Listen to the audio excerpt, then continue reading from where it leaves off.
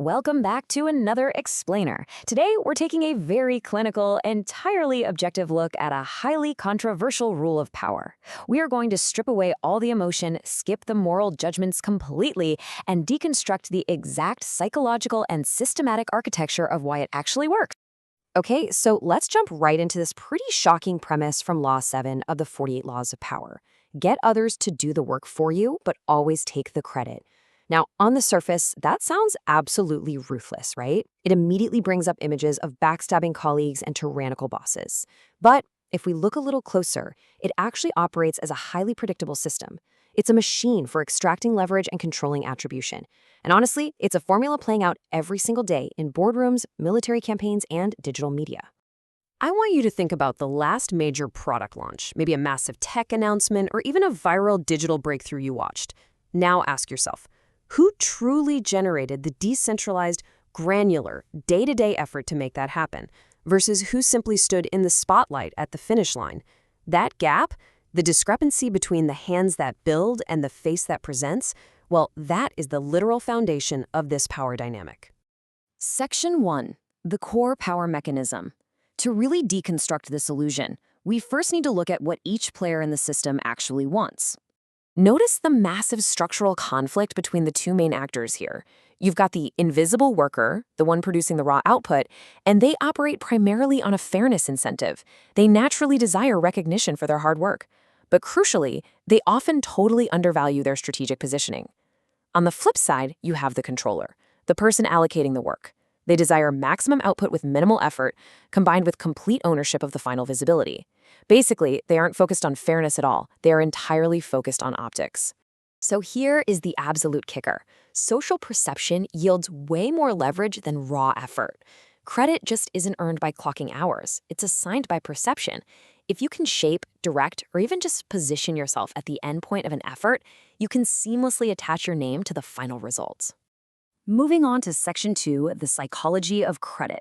Let's peek under the hood at the invisible cognitive gears that allow this distortion to function so consistently. Because why we actually let the controller take the credit? Well, the answer lies heavily in a psychological quirk called attribution bias. By defining this, we can see exactly how an audience naturally simplifies collaborative labor. Look, the human brain is kind of lazy. It doesn't want to memorize the names of 50 different engineers, marketers, and designers. It just wants a single point of memory, so it instinctively assigns complex group outcomes to the single most visible or authoritative figure it can find in the room. And that is cognitive simplification at its finest. People remember the face of success, not the vast distributed labor behind it. Which brings us to visibility dominance.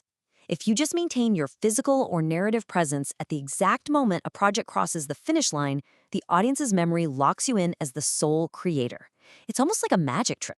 Section 3, the output to credit pipeline.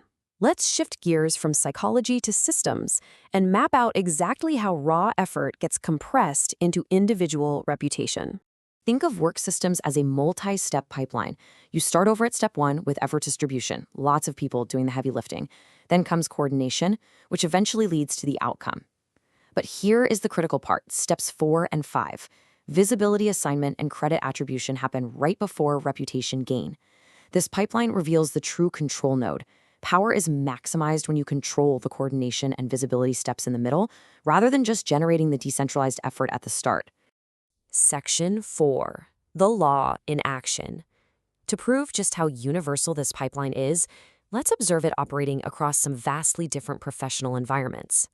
This pattern is basically inescapable. Take a tech startup. The engineers write the complex code, the marketers build massive campaigns, but the CEO standing on stage gets all the credit for the collective output. Or look at digital media. Editors and producers are grinding away behind the scenes, but the influencer gets all the praise. Even in the military, the troops execute the grueling reality of war, but the hierarchy compresses the attribution of success straight up to the commanders. The system actively and always filters recognition to the top node. But wait, Section 5, when the strategy fails. Treating this law like a foolproof playbook for your career is a massive operational blind spot. It's a super high-risk strategy, so we have to examine the specific conditions where trying to centralize credit completely backfires. The truth is, the entire illusion collapses under modern conditions. When transparent systems, things like digital version control or public project boards, force the actual distribution of effort into the light, credit thieves get exposed pretty fast. And more importantly, overclaiming credit severely damages long-term trust. Highly skilled teams simply will not tolerate the manipulation of their recognition. They'll just leave, and they'll take their output right along with them. Which brings us to Section 6, the modern power strategy.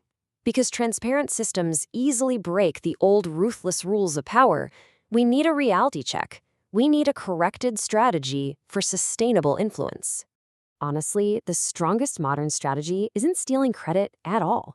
That old strategy of credit theft, it hides contributors, builds deep resentment, and ultimately destroys team morale. The modern strategy is strategic coordination. This is about positioning yourself squarely at the center of coordination and the narrative framing of outcomes. You use shared credit and acknowledgement systems to build trust while smartly keeping yourself as the visible hub of the wheel.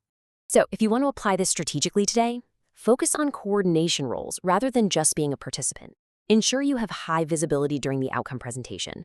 By aligning yourself with the final results and acting as the primary framer of the narrative, you capture the immense leverage of leadership without suffering the diminishing returns of team resentment. Basically, you share the praise, but you own the stage. As you leave this explainer to navigate your own organizational politics in professional systems, I want you to ask yourself honestly, are you trusting your unseen hard work to speak for itself? Just hoping someone will eventually notice your granular effort? Or are you strategically managing your visibility, your coordination, and your attribution?